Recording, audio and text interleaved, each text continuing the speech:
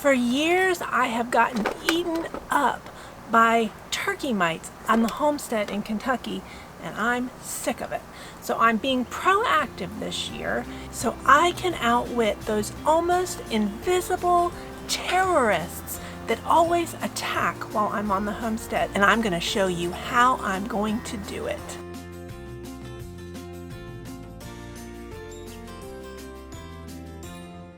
Hey friends, I'm Barbara Sue at Kowalski Mountain. Welcome back to our channel.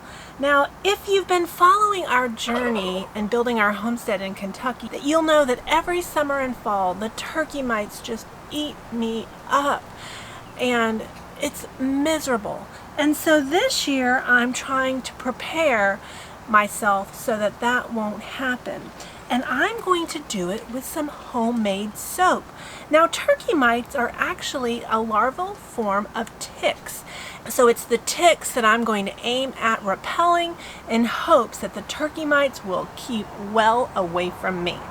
Now, I've already got my ingredients prepped for the soap. Now, this is an oatmeal goat's milk soap. It's the same recipe I've been using, although I have mixed a special blend of fragrance. I went online and searched for essential oils that would repel ticks, and I bought a whole bunch of them. Then one of the soap makers that I follow has instructions on how to develop a custom blend, and I'm going to be sure to put the link to her YouTube on the description box below so you can see that video. Now, that's how I've come up with this blend. It smells really good, and hopefully it's going to repel the ticks.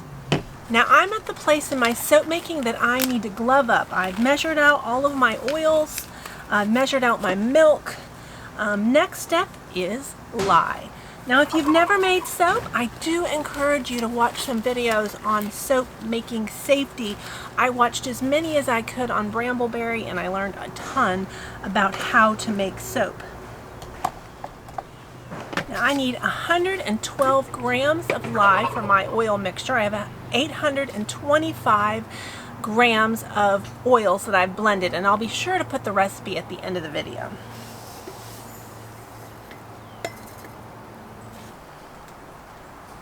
Now, my goat's milk is already measured out, so I'm going to start making soap.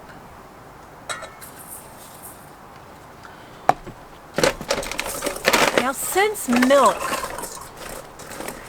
can burn while making soap, remember this lye mixture is going to heat up, and lye can heat up to about 200 degrees.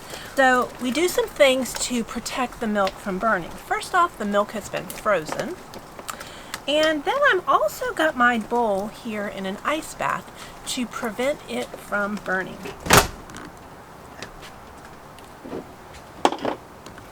Let me switch to the safety glasses, not my reading glasses. I'm going to miss those in a minute.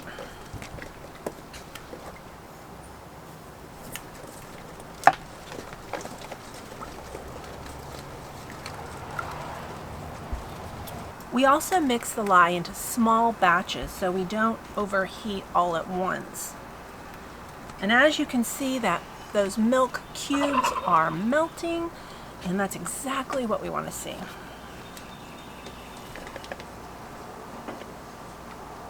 Now, my fragrance is a mixture of cedarwood, peppermint,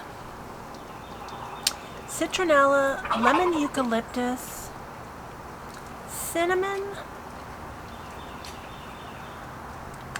and it seems like there's one more that I'm missing. Lavender, that's the last one. Now, we're going to continue to stir this a lot longer than we think we need to, because we can't see the lye granules in the milk. So we're going to be looking for some things like, I can see granules of lye on the edges of the bowl. That's kind of a clue that we're not even close. But my milk is not even melted yet, so that's another clue. The last clue that we're going to look at is as the lye is activating, the temperature is going up. Once that temperature stabilizes, we know that we're there. So let's just have a point of reference. See, you can see it climbing, 78.6, 78.8.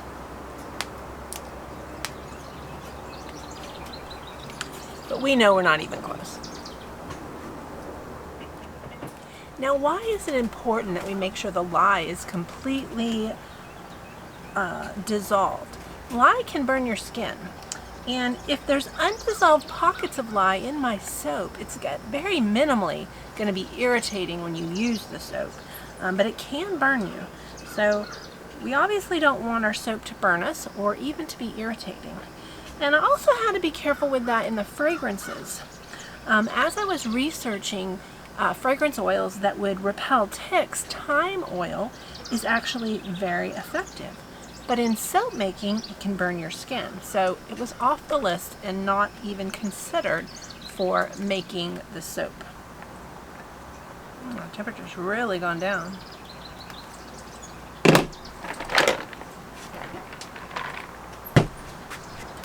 Let me check the temperatures of my oils. Ew. They're kind of hot. They're at 100 degrees right now.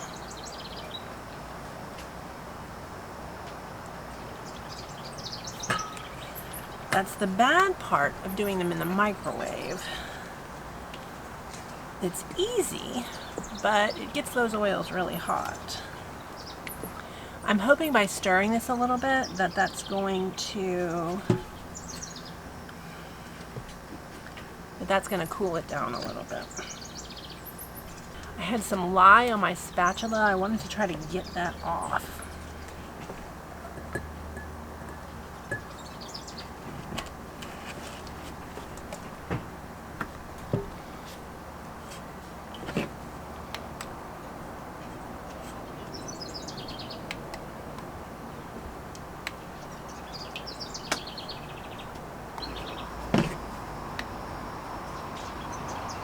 Good. I took this out of the ice bath and my milk mixture is going up, and that's good because right now there's too much of a difference. This is almost 100 degrees, the oils, and the lye mixture was at about 50, and that's way too big of a difference. So removing it from the ice bath has helped. The temperature of this milk is going up, which actually is really encouraging to me.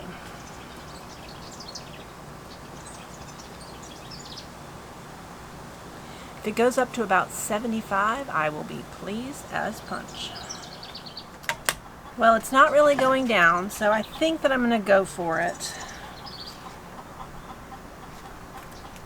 Before I add the oils, I'm going to go ahead and throw in the oatmeal. Now I pre-measured that based on the amount of my oils.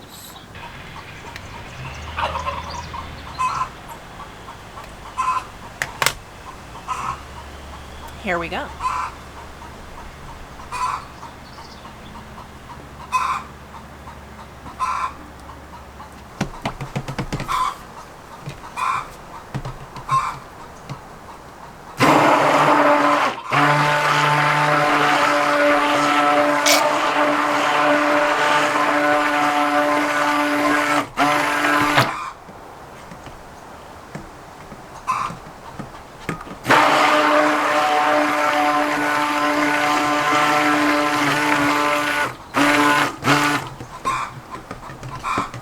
Now we're looking for medium trace.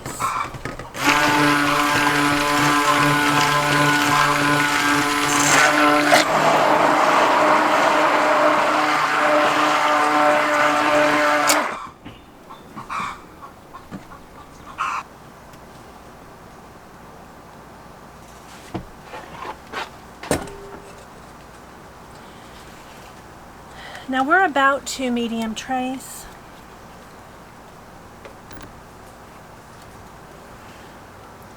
I want to stir it a little bit gently.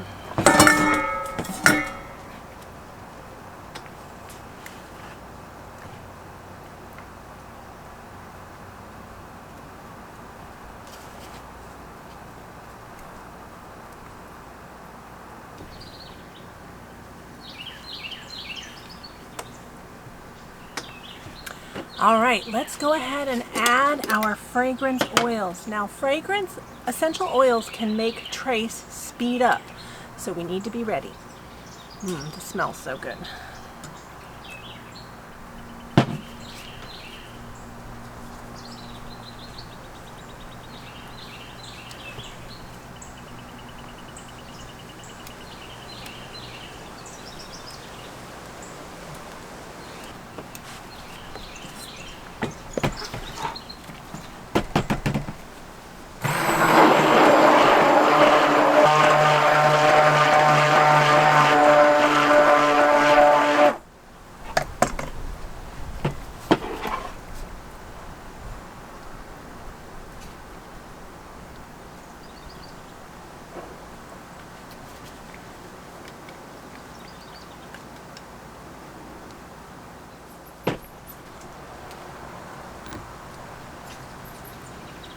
All right, let's get this poured.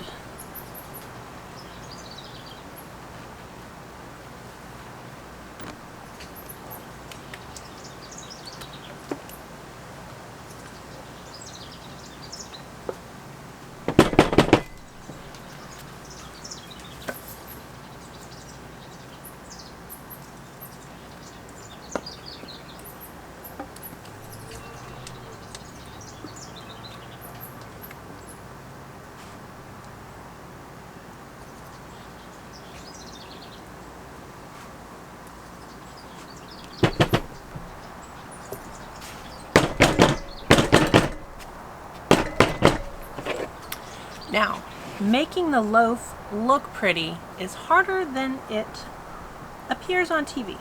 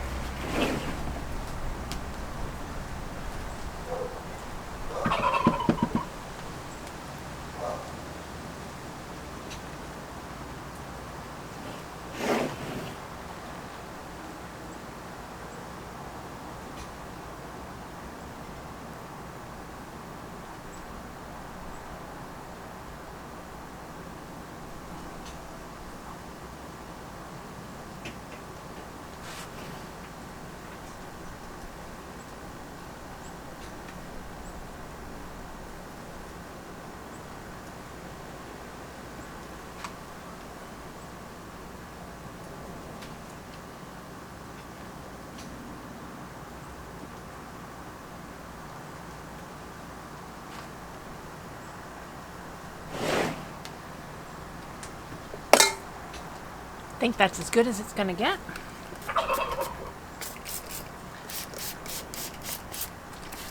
Now we sprayed that with some alcohol to prevent soda ash. Now soda ash doesn't hurt us, but it does create a film on top of the soap, which we don't want to do.